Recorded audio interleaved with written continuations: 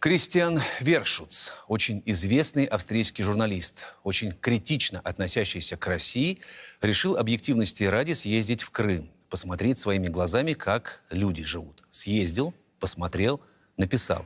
Дескать, все там хорошо, никого не угнетают. Для крымских татар мечети строят. Сфотографировался на фоне Крымского моста. И что? А вот что. Сегодня Вершуц выступил с обращением. «Я не хочу быть следующим после Олеся Бузины». Видимо, имеет в виду Кристиан. Не хочет Кристиан, чтобы убили его патриоты Украины. Они, эти патриоты, разместили данные Кристиана даже не на сайте «Миротворец», а на ресурсе с, казалось бы, безобидным названием «Посипака. Агент Кремля». Посипака – это на украинском «прихвостень». Ну, прихвостень и прихвостень. Но Кристиан разволновался. Уважаемый коллега, не волнуйтесь. Это для вас Украина экзотика, а для нас это ежедневная реальность, как шницельная напротив вашего Венского дома. И то, что сейчас в этой шницельной стреляют, так это потому, что ваши соотечественники и их европейские соседи очень сочувствовали бесновавшейся на Майдане толпе, а потом привели ее вожаков к власти. Без вас они бы точно ничего не смогли. А теперь вот страшно вам стало. Не бойтесь. Летайте спокойно из Вены в Москву и вообще в Россию, минуя Украину. И все у вас будет хорошо. Но пока Вершуц не успокаивается, что зафиксировал наш САПКОР в Европе Иван Благой. Факт в том, что Россия за прошедшие 4,5 года в развитие Крыма инвестировала гораздо больше, чем Украина за 20 с лишним лет. Корреспондент крупнейшей австрийской телерадиокомпании ОРФ Кристиан Вершуц, в 2014-м он признан лучшим журналистом своей страны, этим летом побывал в Крыму, поговорил с людьми и сделал несколько репортажей. Президент России полностью реабилитировал наш народ 21 апреля 2014 года. Почему этого не было сделано раньше? Существует множество вопросов. Даже просто видеокадры в его сюжетах с полуострова, например, из крымско-татарской школы, противоречат тому, что на международных площадках говорит Киев. В итоге имя репортера появилось на украинском сайте, публикующем списки врагов.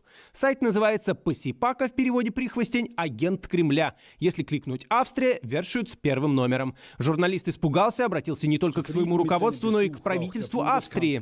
На Украине действуют военизированные ультранационалистические группы, которые угрожают журналистам, освещающим с критической точки зрения политику руководства Украины и пытающимся соблюдать объективность. 2 журналистов уже убили. Я не хочу быть следующим. После публикации личных данных на подобном же сайте «Миротворец» были убиты критики украинской власти, писатель и журналист Олесь Бузина и политик Олег Калашников. В итоге убийство Калашникова не раскрыто. Главные подозреваемые в убийстве Бузины на свободе. Так что страх за свою жизнь Кристиана Вершуца вполне обоснован. Он опытный репортер, освещал еще войну в Югославии, известен своими репортажами с востока Украины. Вершуца, кстати, сложно заподозрить в симпатиях к Москве. Он крайне критически высказывался о российской политике на Украине, но одновременно упрекал и своих коллег из западных СМИ в однобоком освещении событий. Помните, когда Алеппо был у всех на языке? Хотелось бы, чтобы также говорили о Донецке или Луганске, когда они находились под артиллерийским обстрелом. Что касается населения Донецка и Луганска, хотелось бы услышать те же душераздирающие призывы западных политиков. На Украине 1,5 миллиона внутренних беженцев. О них совсем забыли. Сайт Посипака «Агент Кремля» зарегистрирован еще в 2017-м, но известность получил фактически лишь сейчас после заявления австрийского репортера. Как написано на главной странице сайта, это проект Центра исследований армии, конверсии и разоружения. Примечательно, что директор этого центра сам в прошлом журналист Валентин Бодрак. С 2006 года входит в Общественный совет при службе безопасности Украины. Сайт публикует имена иностранцев, которых подозревают в связях с Кремлем. В списке врагов Украины Вершуц попадает не в первый раз. Еще в 2016-м личные данные всей съемочной группы ОРФ вместе с мобильными телефонами, адресами электронной почты других иностранных журналистов, работавших на востоке Украины, оказались на сайте «Миротворец». Разразился грандиозный скандал, и на какое-то время одиозный сайт вынужден был прекратить работу. Но историю спустили на тормозах, и истерика с поиском врагов на Украине продолжается.